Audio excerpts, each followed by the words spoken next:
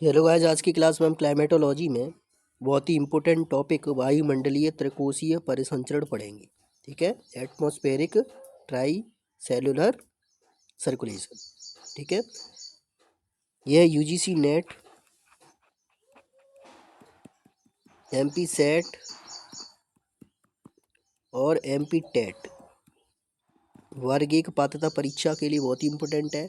जो student PhD entrance की तैयारी कर रहे हैं उनके लिए भी यह बहुत इम्पोर्टेंट क्लास है।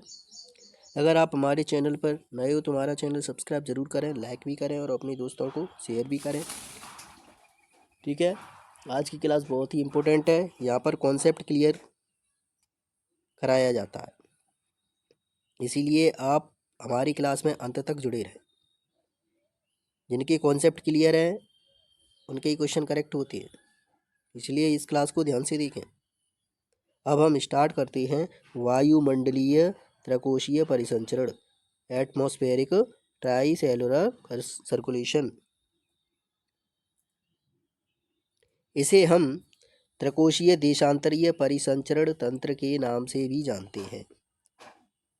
पूछ लेते हैं कि वायुमंडलीय त्रिकोशीय परिसंचरण को किस नाम से जाना जाता है, तो आप क्या लगाओगे?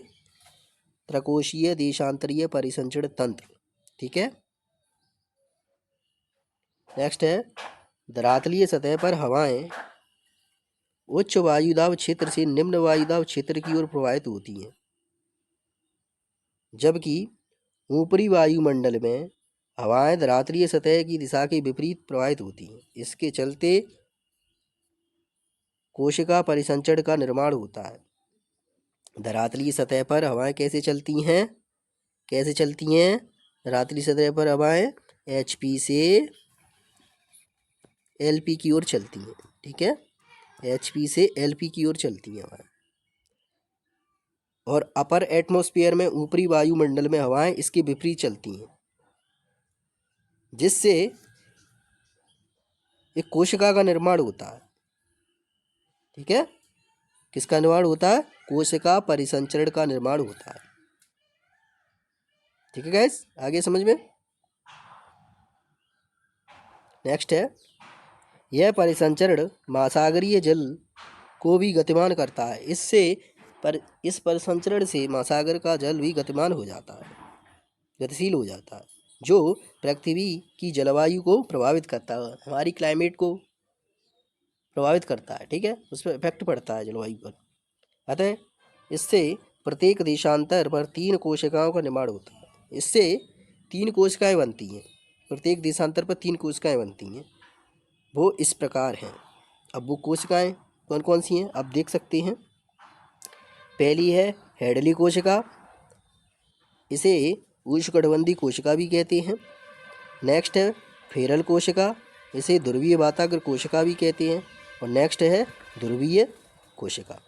ठीक है, बहुत ही इंपॉर्टेंट है, ध्यान से देखो, यहाँ से क्वेश्चन बनता है। अब हम ग्लोब पर देखेंगे। पहली कौन सी है? हेडली कोशिका। ठीक है, पहली कौन सी है? Headley cell. नेक्स्ट कौन सी है? नेक्स्ट है फेरल सेल, फेरल सेल। और थर्ड कौन सी है? थर्ड है पोलर सेल। ठीक है, अब हम इनको डिटेल से पढ़ेंगे। आज हम हेडली कोशिका और उष्णकटिबंधीय कोशिका को विस्तार से समझेंगे। ठीक है गाइस, अगर आपको ये क्लास अच्छी लग रही हो तो हमारा चैनल सब्सक्राइब जरूर करें, लाइक भी करें और अपने दोस्तों को जरूर शेयर करें। देखो, उनको भी बेनिफिट होगा। ठीक है, शेयर करने में बिल्कुल कंजूसी मत करना, बहुत ही इंपॉर्टेंट कॉन्सेप्ट क्लियर करा रहा हूँ। हाँ, इसलिए आप हमारे क्लास में निरंतर बने रहें। नेक्स्ट है गाइस हेडली कोशिका या उष्णकटिबंधीय कोशिका।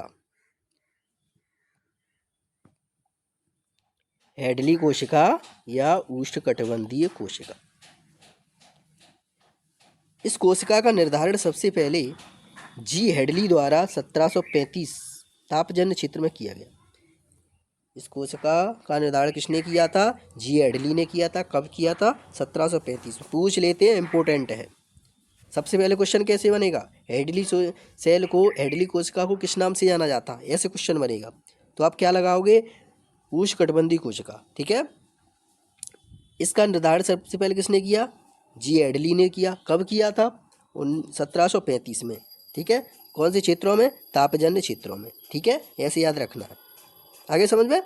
अब नेक्स्ट है, भूमध्य रेखा पर अत्यधिक सूर्य तप की प्राप्ति के कारण, अत्यधिक सूर्य का प्रकाश होने के कारण हवाएं ऊपर होकर उठती हैं। हवाएं जब गर्म होती हैं फिर ऊपर उठती हैं और 8 से 12 किलोमीटर की ऊंचाई के पास पहुंचने पर ये हवाएं उत्तरी और दक्षिणी गोल ध्रुवों की ओर मुड़ जाती हैं। आप इस चित्र में देख सकते हैं, ये इक्वेटर लाइन है। ये क्या है? भूमध्य रेखा है। यहाँ पर सूर्य का प्रकाश अत्यधिक पड़ता है। सूर्य के प्रकाश अत्यधिक पड़ने के कारण हवाएं गर्म होती हैं। सूर्य का प्रकाश जब यहाँ अत्यधिक पड़ता है तो हवाएं गर्म होती हैं। गर्म होती हैं, गर्म होकर क्या करेंगी? ऊपर उठती हैं। ठीक है, आप देख सकते हैं ये गर्म हवाएं ऊपर उठ रही हैं। ऊपर उठती हैं, 8 से 12 किलोमीटर की ऊंचाई के पास पहुंचने पर ये हवाएं क्या करती हैं? उत्तर और दक्षिणी गोलार्ध में मुड़ जाती हैं। ठीक है, आप देख सकते हैं ये दक्षिणी गोलार्ध में मुड़ गई और ये उत्तरी गोलार्ध में मुड़ गई। ठीक है, आगे समझ में? आगे समझ में?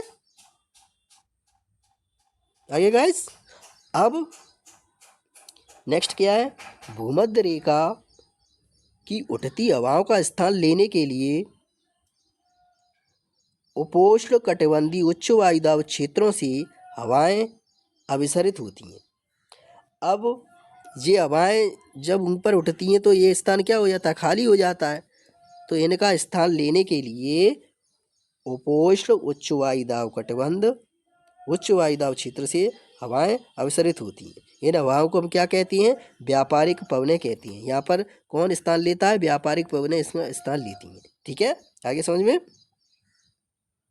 ऐसे पूछ लेते हैं कि हेडली कोशिका किन पवनों से संबंधित है, ऐसे क्वेश्चन बनता है तो आप क्या लगाओगे? व्यापारिक पवनें। ठीक है गाइस, ऐसे क्वेश्चन बनता है। ठीक है गाइस, अगर आपको ये क्लास अच्छी लग रही हो तो लाइक, सब्सक्राइब और शेयर ज़रूर करें, इससे आपके दोस्तों को भी बेनिफिट हो। ठीक है, उनके भी कॉन्सेप्ट क्लियर हो। नेक्स्ट है, इन धरातलीय व्यापारिक पवनों के विपरीत ऊपरी वायुमंडल में प्रति व्यापारिक पवनें प्रवाहित होती हैं। ये पवनें दोनों गोलार्धों में 30 से 35 डिग्री अक्षांश के नीचे उतरती हैं तथा पुनः भूमध्य रेखा की तरफ प्रवाहित होती हैं। ठीक है, इसी कारण इस कोशिका का निर्माण होता है। इसे हेडली कोशिका अथवा उष्णकटिबंधीय कोशिका कहती हैं। ठीक है, ये व्यापारिक पवनें हैं। ठीक है, ये व्यापारिक पवनें हैं।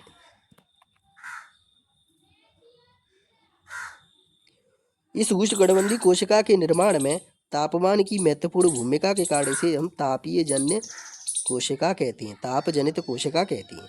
ठीक है, पूछ लेते हैं गाइस, ताप जनित कोशिका किस सेल को कहते हैं?